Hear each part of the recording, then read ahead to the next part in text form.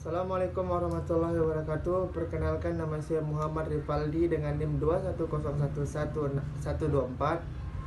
Saya dan teman saya Tias Amalia dan juga Hayatun akan sedikit menjelaskan tentang bahasa Indonesia dengan berbagai ragamnya. Kami sendiri dari kelompok 3 jurusan Prodi PGMI Universitas Islam Negeri Mataram. Baik, langsung saja kita mulai dari penting atau tidaknya bahasa Indonesia.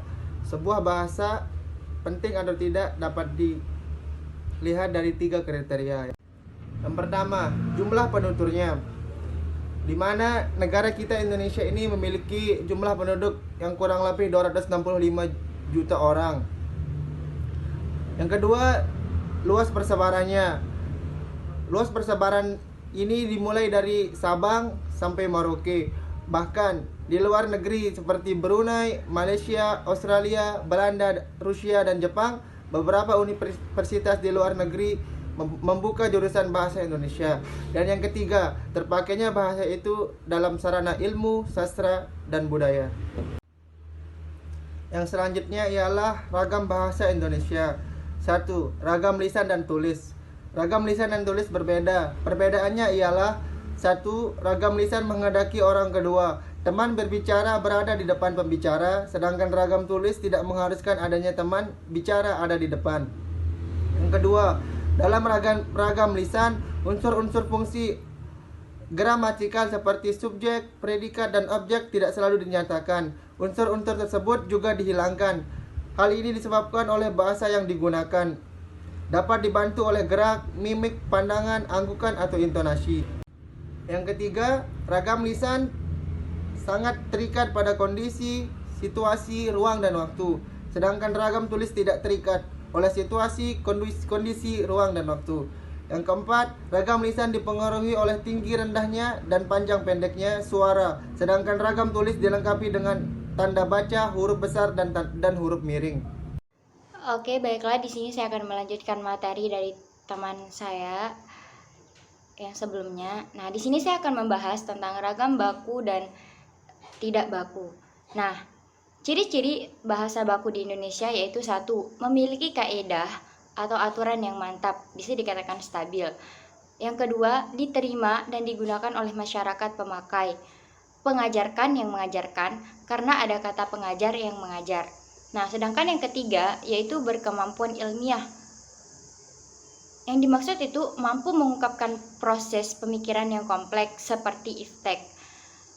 Yang keempat, efektif, yaitu sedikit mungkin bahasa yang digunakan dan sebanyak mungkin pesan yang dapat disampaikan. Nah, selanjutnya di sini adalah fungsi bahasa baku.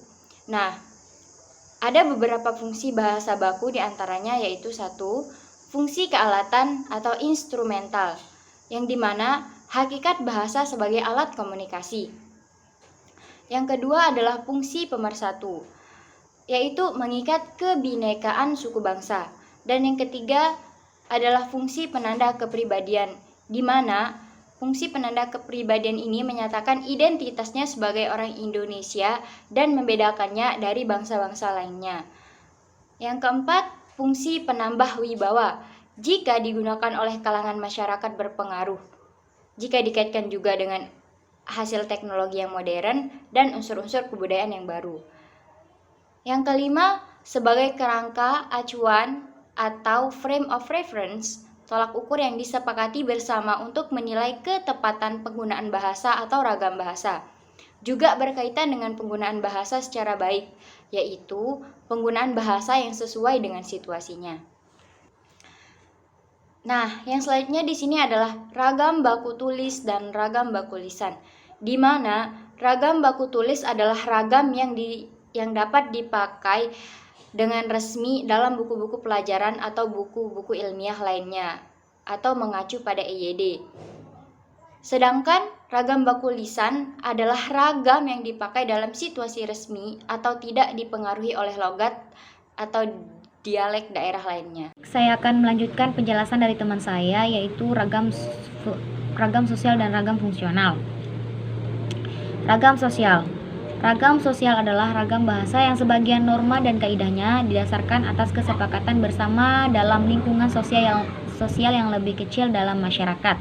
Atau ragam sosial dihubungkan juga dengan tinggi atau rendahnya status kemasyarakatan lingkungan sosial yang bersangkutan.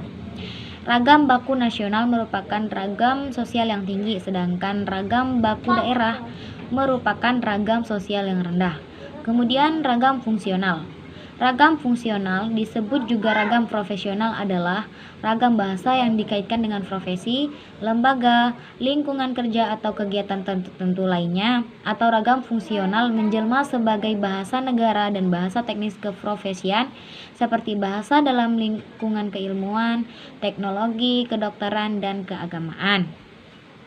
Kemudian pembahasan terakhir yaitu bahasa Indonesia yang baik dan benar. Pengertian benar pada suatu kata atau suatu kalimat adalah pandangan yang diarahkan dari segi kaidah bahasa. Sebuah kalimat atau sebuah pembentukan kata yang dianggap benar apabila bentuk itu memenuhi kaidah-kaidah yang berlaku. Contohnya, kuda makan rumput.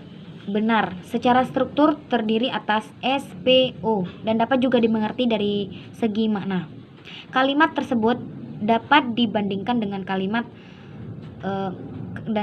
rumput makan kuda.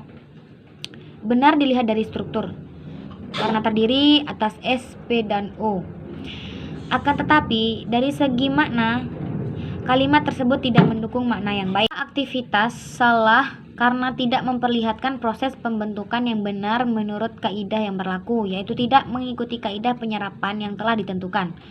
Contohnya aktivi menjadi aktivitas dan seterusnya. Pengertian baik pada suatu kata atau bentukan atau kalimat adalah pandangan yang diarahkan dari pilihan kata diksi. Kata mati, meninggal, wafat, gugur, tewas, mampus digunakan dengan baik atau sesuai dengan situasi pemakaiannya.